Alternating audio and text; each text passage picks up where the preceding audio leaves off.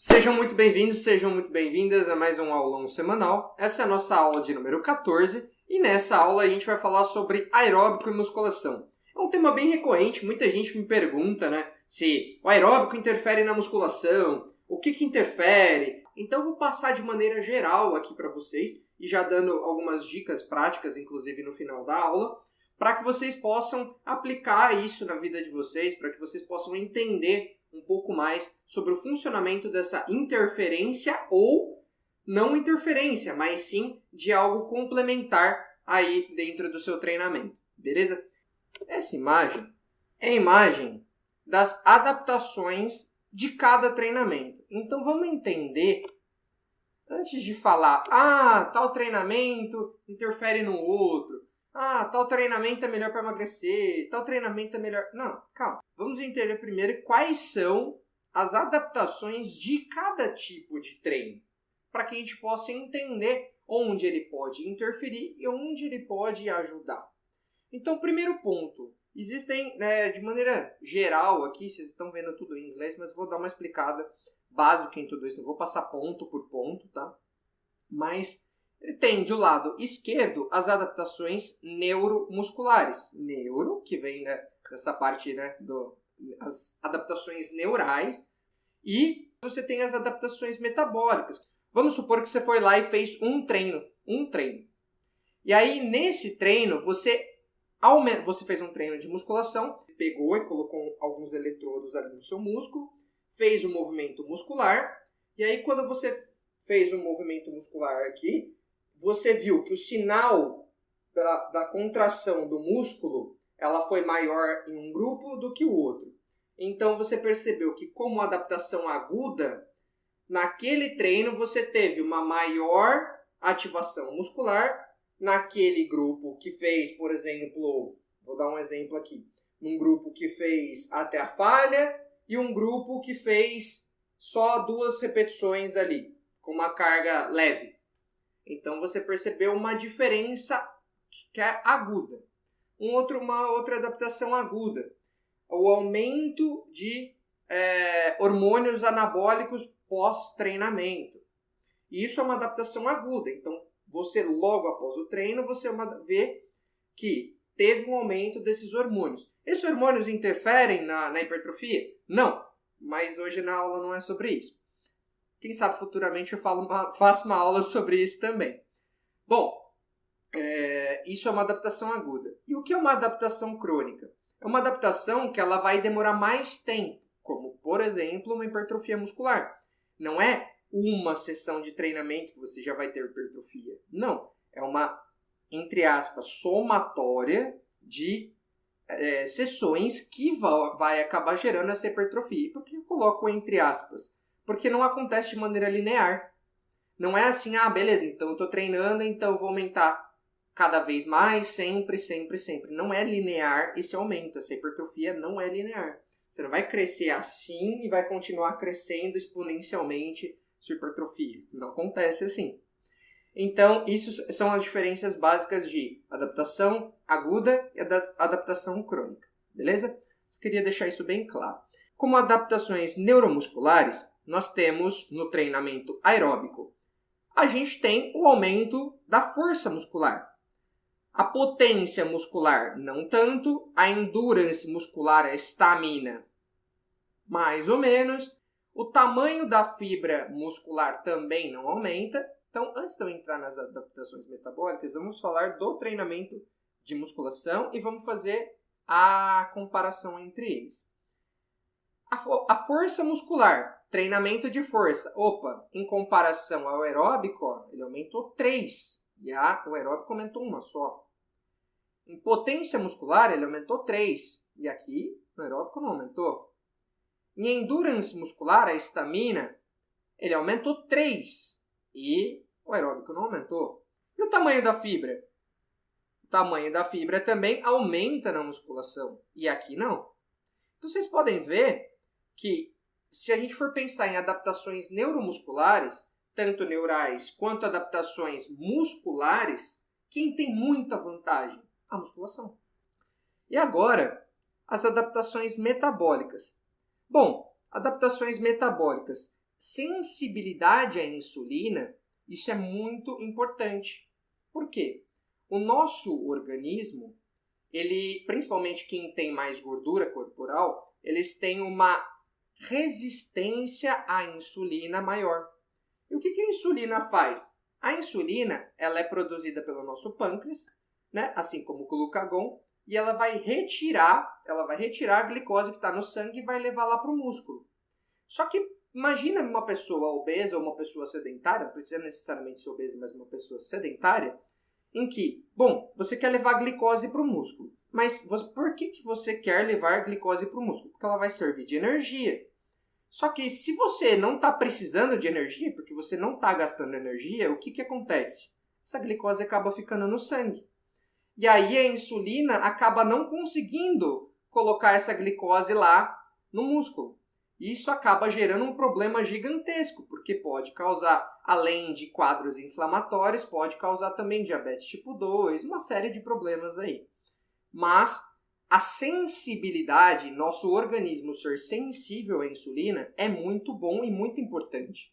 Então, vocês podem perceber que tanto o treino aeróbico quanto o treino de musculação, ambos aumentam a sensibilidade à insulina. Por quê? Porque você está gastando energia, porque em ambos você tem contração muscular. E aí, quando esses níveis de energia do seu músculo abaixam, a insulina acaba conseguindo colocar mais glicose lá no seu músculo. Uma das doenças que mais acometem em mortes, tanto no Brasil quanto no mundo inteiro, são as doenças cardiovasculares. E aí, quando a gente pensa em parâmetros cardiovasculares, o aeróbico ele é muito melhor do que o treino de musculação. Mas percebam, o treino de musculação ele também diminui os riscos cardiovasculares, mas menos. Então, quando você quer pensar em adaptação cardiovascular, o aeróbico, principalmente.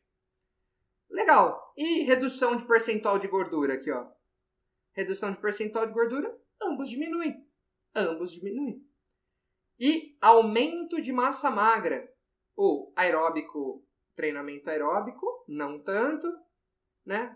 Quase igual aqui se mantém, você nem perde, nem ganha. Isso é claro, isso é muito dependente da dieta. E o treino de musculação? Você aumenta seu percentual de massa magra.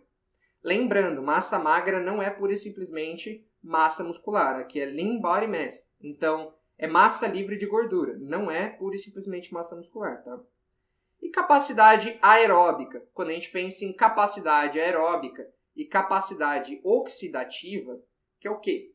Na aula de lipídios, quem já assistiu a aula de lipídios, que foi a aula número 13, eu falo sobre a oxidação de gordura, sobre a beta-oxidação, que é você pegar os triglicerídeos que saíram ali do seu adipócito, da sua célula de gordura, e você vai transformar ali na mitocôndria do seu músculo essa gordura em energia.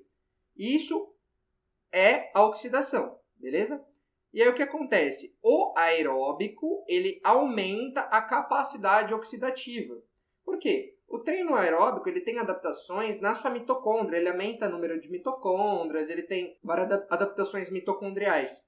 Então, ele aumenta essa capacidade de fazer o seu organismo pegar essa gordura e gerar mais energia. Ok, isso quer dizer que vai emagrecer mais? Não. Já falei isso na aula de lipídios, mas eu vou sempre ficar repetitivo nesse ponto para que fique bem gravado na mente. Porém, também, a musculação também aumenta a capacidade oxidativa, só que menos, porque ela não é tão focada em hipertrofia mitocondrial nem em aumento de quantidade de mitocôndrias. Já o aeróbico ele faz mais isso. Basicamente, isso daqui é a via que vai levar ao processo principal que a gente quer trabalhar na musculação. É claro, a gente quer aumento de força e tudo mais, mas normalmente as pessoas procuram musculação para quê? Para aumento de massa muscular, hipertrofia muscular, certo? Basicamente, essa cascata aqui, ó, IGF-1 vai trazer o mTOR. E aí ela vai gerando uma cascata que vai trazer cronicamente, né, uma consequência de vários treinos, a hipertrofia. Legal. E o treino do aeróbico? O treino do aeróbico, ele vai ativar uma outra via, que é a via da AMPK. Ela inibia, estão vendo aqui, ó, ela inibe essa via da mTOR. Essa via AMPK, ela vai trazer, né, uma cascata também, que vai ativar a PGC1-alfa. E aí lembra que eu falei aqui, ó, biogênese mitocondrial. Lembrando da imagem anterior, que ele aumenta o número de mitocôndrias. Então, o foco de um treino não é o mesmo foco de outro treino. Então, quando a pessoa me pergunta assim, Lucas, qual que é o melhor? Por que eu falo depende? Porque depende o que você quer. Qual é o seu objetivo? Então, quem faz só aeróbico, qual que é a especificidade das adaptações? Quem faz só aeróbico quer mexer basicamente na mitocôndria. Isso daqui é uma mitocôndria. Quem quer fazer um treino de musculação, quem tem o objetivo, né, dessa adaptação muscular, da hipertrofia muscular, isso daqui é um músculo. Quem tem esse objetivo, quem quer essa adaptação, vai para onde? Para a musculação. Então, vejam, adaptações diferentes, treinos diferentes. Então, não existe melhor treino. Existe treino que vai de acordo com a adaptação que você quer. Então, por exemplo, um treino de CrossFit, ele vai se encaixar em qual? Bom, um treino de CrossFit, ele tem também uma característica aqui, né, de aumento de massa muscular, e tem característica aeróbica. Só que aí cabe ao próprio treinador que está lá dando a aula, ele vai focar uma aula mais nesse objetivo. Ele vai focar mais uma aula nesse objetivo. Ele vai mesclar uma aula com ambos os objetivos.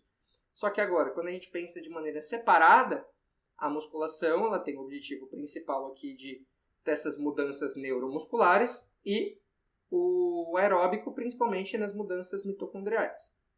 E o treinamento concorrente, quando você junta os dois, ou por vezes, não chamado de treinamento concorrente, mas treinamento combinado. Como que ele vai ser combinado se ele é concorrente? Bom, quando a gente pensa em concorrência, a gente pensa na interferência de um para o outro. Porém, a interferência não acontece ao contrário. A musculação não interfere no objetivo do aeróbico.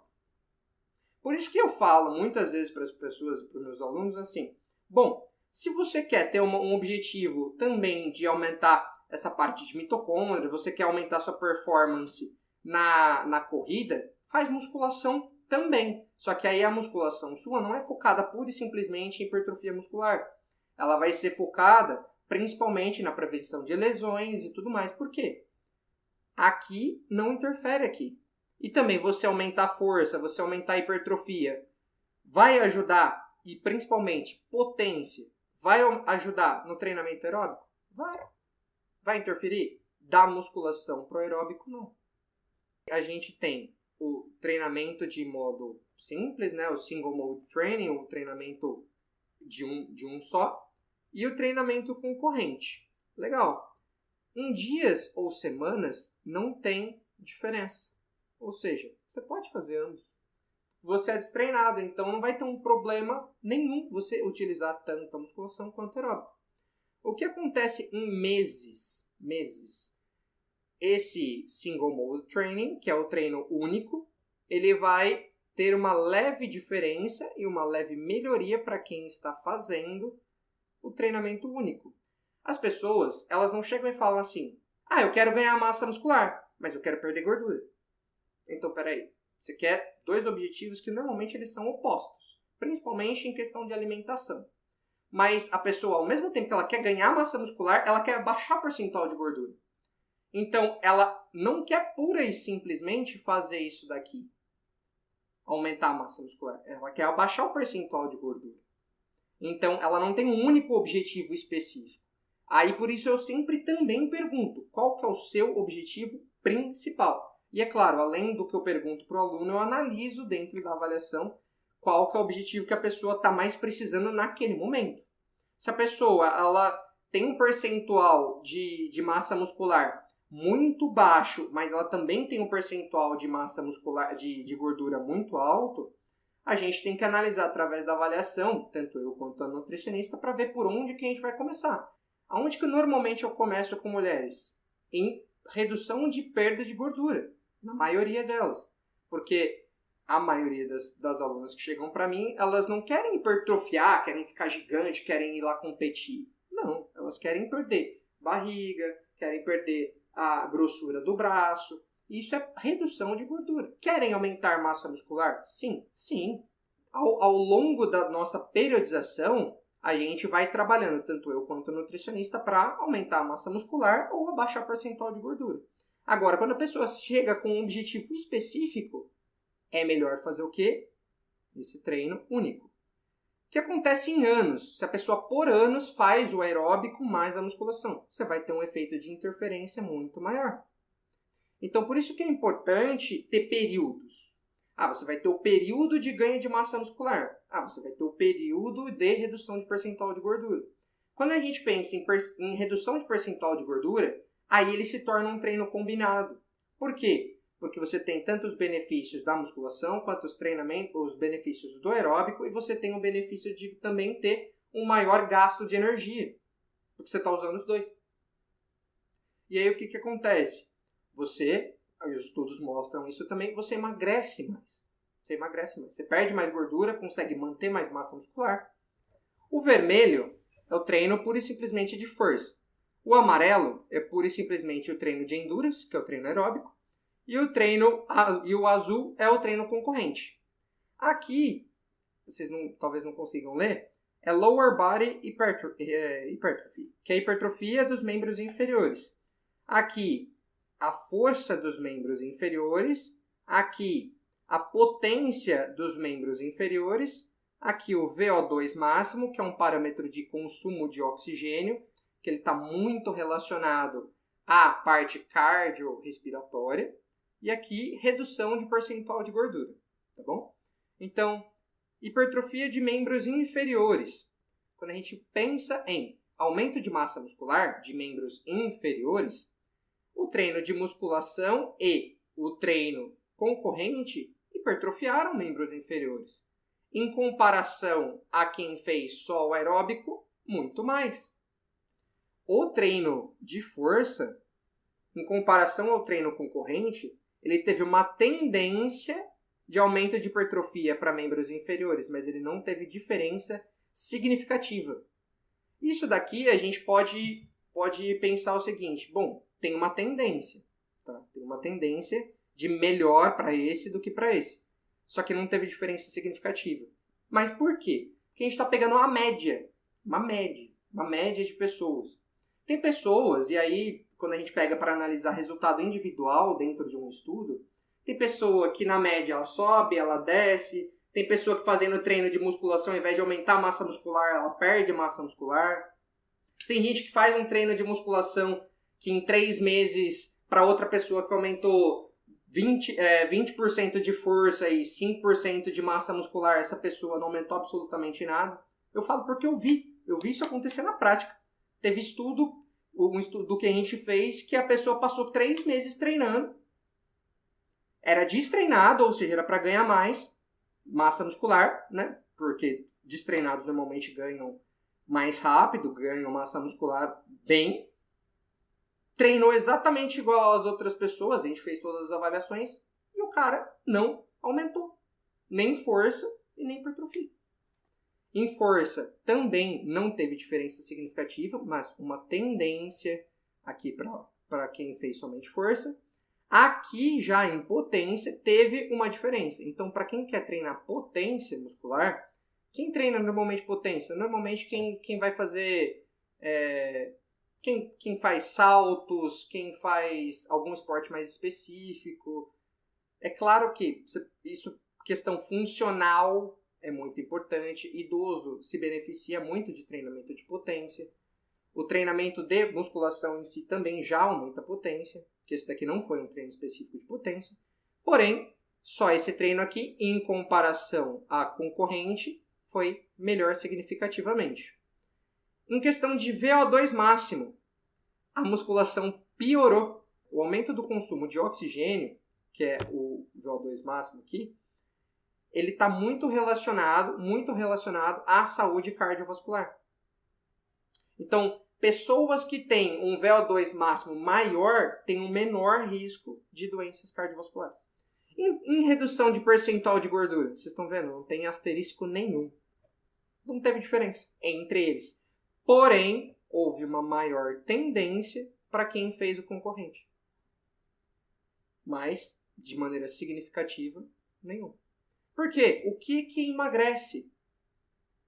Déficit calórico. O treinamento faz o quê? Ajuda. Existe treino melhor para emagrecimento? Não.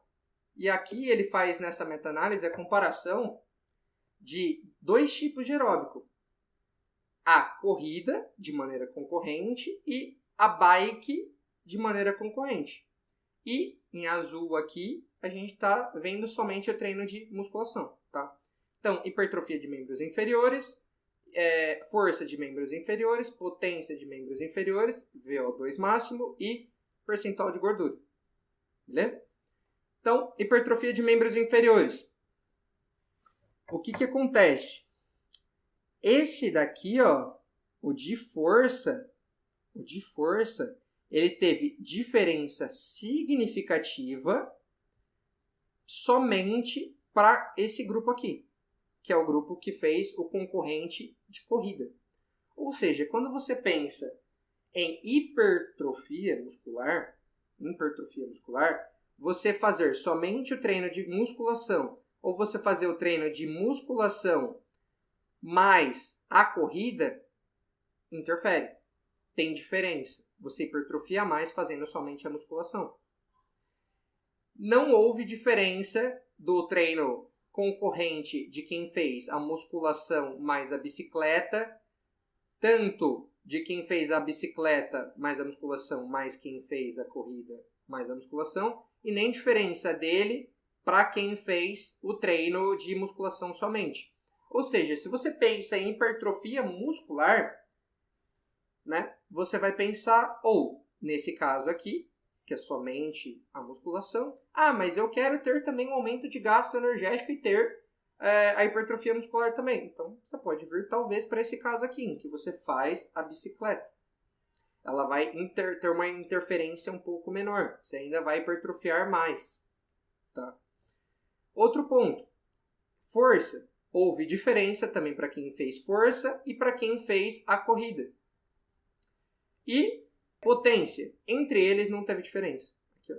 Esses dois, ó, o VO2 máximo, tanto o de corrida quanto o de bicicleta, eles tiveram diferença com relação a quem fez a musculação. Ou seja, se você quer também as melhorias que o treino aeróbico tem, você faz tanto aeróbico mais a musculação. Não tem problema nenhum. Eles são combinados. Agora, quando você pensa pura e simplesmente em hipertrofia, você faz somente a musculação. Ou, se você quiser ter o aeróbico também, mas uma menor interferência, a gente pensa em qual? Na musculação mais a bicicleta. E aí, se a gente pensa em diminuição de percentual de gordura, não existe, né, não tem nenhuma diferença significativa entre eles, mas tem uma maior tendência para quem fez o concorrente com corrida. Ou seja, quem faz o concorrente com corrida, ele interfere mais na hipertrofia, ok? Só que ele tem uma tendência maior para reduzir o percentual de gordura. Então, por isso que eu sempre pergunto para vocês, de maneira bem incisiva, toda vez, qual é o objetivo? Qual é o objetivo? O que você quer? Então, para fechar, quem fez somente o treino de endurance, quem fez somente o treino de musculação, em destreinados, eles tiveram, em relação a quem fez o treino concorrente, não teve diferenças. Então, se você fizer o concorrente aqui, ok. Você tem resultados parecidos em destreinados. E agora, em treinados, você já tem uma diferença muito maior. Então, por isso que vale a pena você sempre focar naquilo que é o mais importante para você. E o que você mais gosta também de fazer. Resumando. Se o objetivo é hipertrofia, simplesmente musculação. Se o objetivo é emagrecimento, concorrente. Qual concorrente? Olha, o estudo para nós profissionais é muito importante porque a gente vai ver, bom, beleza, com o aeróbico, com a esteira, vai ter uma tendência maior sim a pessoa emagrecer mais. Mas e se a pessoa não pode fazer esteira? E se a pessoa não gosta de fazer esteira? Se a pessoa gosta de fazer bicicleta? E nem a bicicleta normal, ela gosta de fazer a bicicleta de spinning. E se a pessoa gosta de fazer o elíptico? E se ela não gosta de fazer o aeróbico? Você coloca a pessoa e você conversa com o aluno para que ele faça também algo que ele vai aderir, algo que ele vai fazer. É importante sim a gente colocar o nosso ponto de vista, como treinadores, como nutricionistas, como profissionais, para que o aluno entenda por que a gente está fazendo isso. Mas é importante sim que vocês se sentam como alunos felizes e bem. Se você gosta de corrida e esse é o seu foco, você gosta, ama a corrida e não gosta da musculação, você quer ganhar massa muscular, mas ao mesmo tempo quer continuar correndo, eu vou tirar a corrida de um aluno? Não. Ah, mas ele vai aumentar menos massa muscular. Tá, e daí? Ele ama correr. Para que eu vou tirar a corrida dele? Se você é destreinado, o treino concorrente parece muito interessante. Pois a interferência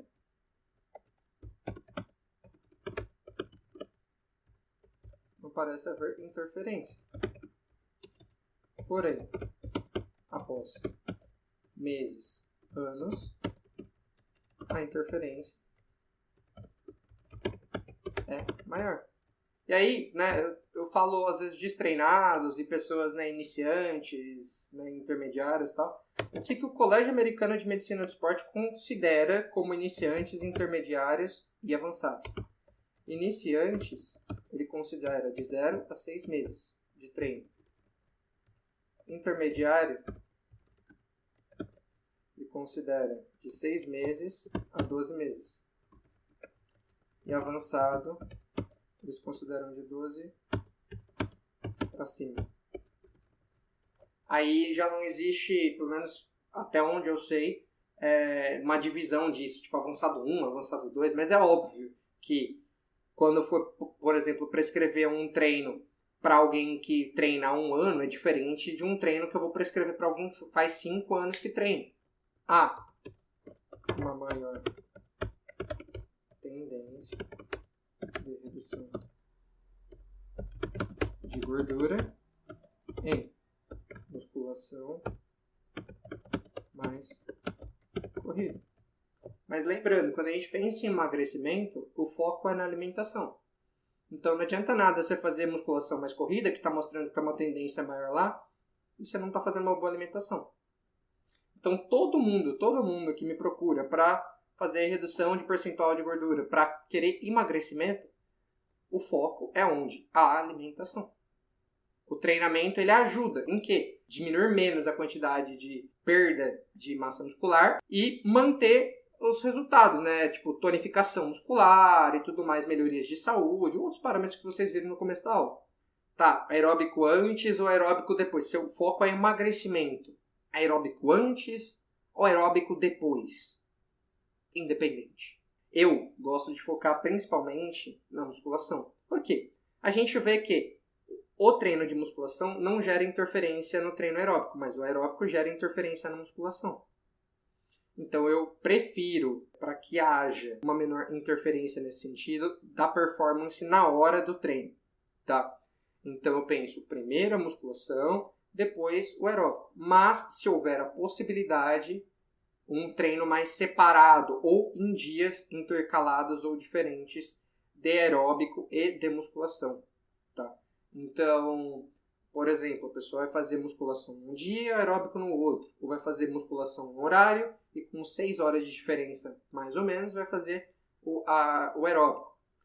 Por isso que eu priorizo primeiro a musculação, quando vai fazer ambos em conjunto, porque eu priorizo, quando eu penso em emagrecimento saudável, uma perda bem menor de massa muscular. E quem vai fazer a manutenção da massa muscular é a musculação.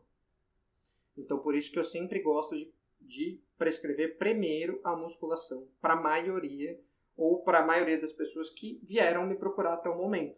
Porém, não quer dizer que em determinado momento, com algum aluno, eu não vá fazer o inverso. Posso, não tem problema nenhum. Agradeço mais uma vez pela participação de vocês aqui na aula. Espero que vocês tenham gostado da aula. Fico muito agradecido por mais uma vez vocês estarem aqui, por mais um domingo a gente estar junto. Semana que vem temos aula sobre micronutrientes, então. E fiquem com Deus, bom final de semana, boa semana também, bom domingo. Tchau, tchau.